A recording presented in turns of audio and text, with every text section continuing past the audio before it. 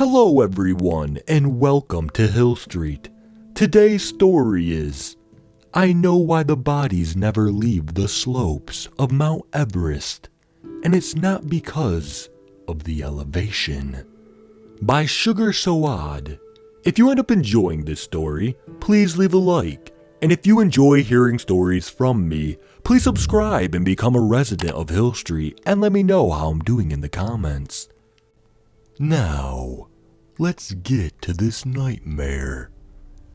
This is the first time that I'm sharing this story, as I didn't feel ready to tell anyone until this point. I had never believed in the paranormal or anything like that until that fateful day 7 years ago. I used to be one of those people who was always up for an adventure. I was never in a long-term relationship, as I could never stay in one place for too long. I was young and stupid and believed that I was invincible. I look back on what I was like back then and wish that I could punch my younger self. I was in a pub in Ireland back in Christmas 2013 when a family friend walked up and started talking away. He was obvious drunk as a skunk and kept slurring his words. He kept bragging about how he climbed Mount Everest a few years ago. I gazed down at his rounded belly and knew that part of his life was long over.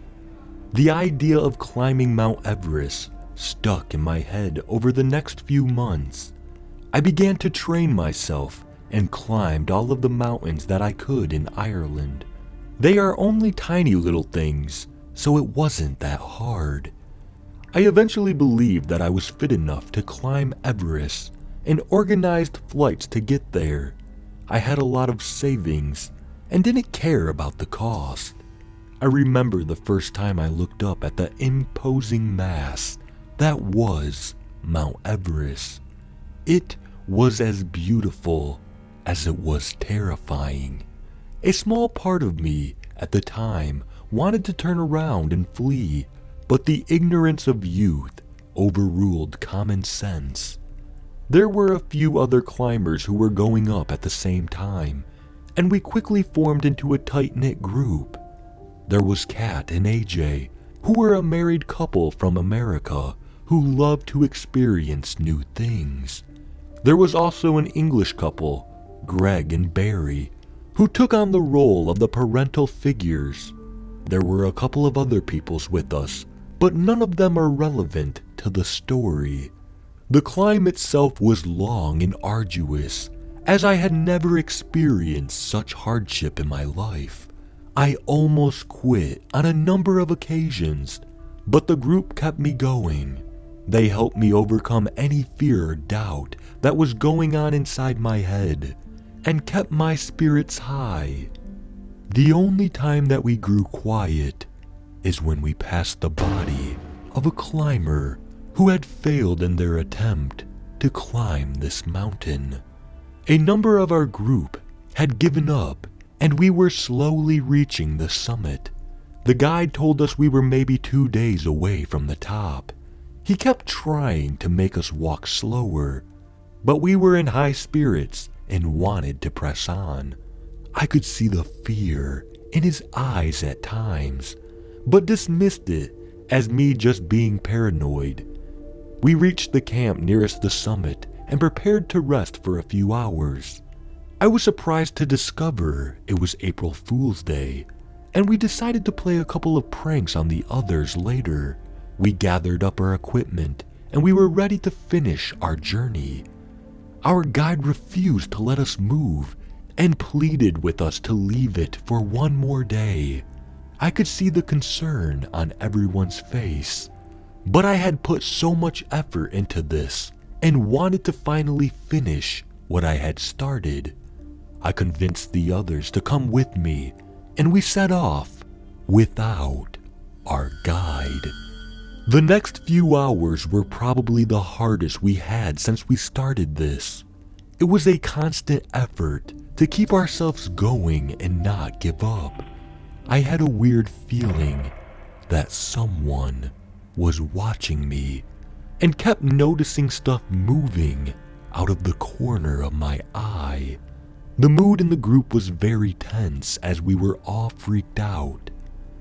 Our mood vastly improved as we finally reached the top and gazed around at the beautiful panoramic views that were in all directions. I couldn't wipe the smile off my face and ignored the alarm bells that were going off in my own head. My brain was trying to warn me about something, but I was just too happy to care. My joy quickly evaporated as Kat let out a scream of terror. I spun around to see her standing there, gazing down at her feet. It took me a few moments to realize what she was staring at. There was a hand coming out of the ground that was now latched onto her leg. Before any of us could react, whatever was holding onto her began to pull her downwards.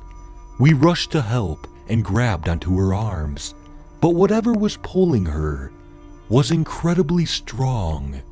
Her body began to twist and break as it was forcefully dragged.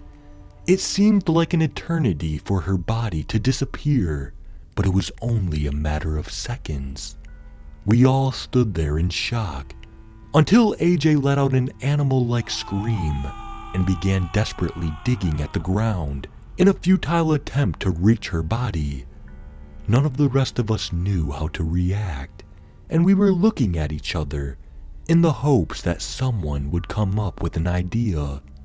We were still standing like this when I noticed other people coming towards us. I felt relief surge through me as they could help us retrieve Kat's body. I tried to rush to them to get help, but my body refused to move. I felt my blood run cold as the other group got closer. Their bodies were blue, and I recognized some of them as the dead climbers we had passed earlier. Greg was the first to scream as the group started their attack. AJ didn't even realize they were here before they overwhelmed him. They began to rip all of his equipment off and then tore off his warm clothing. One of them shoved his hand into his chest, and I watched as they ripped out his still beating heart. Hands shot out of the ground and dragged his body beneath the surface. Greg and Barry were now standing back to back and were desperately trying to hold back the dead climbers, who were circling them and waiting to pounce. The climbers suddenly all attacked at once, and Barry and Greg were immediately trapped beneath a wall of bodies. Their screams were quickly cut off as the dead climbers ripped out their hearts. I now stood alone, with the dead climbers all around me.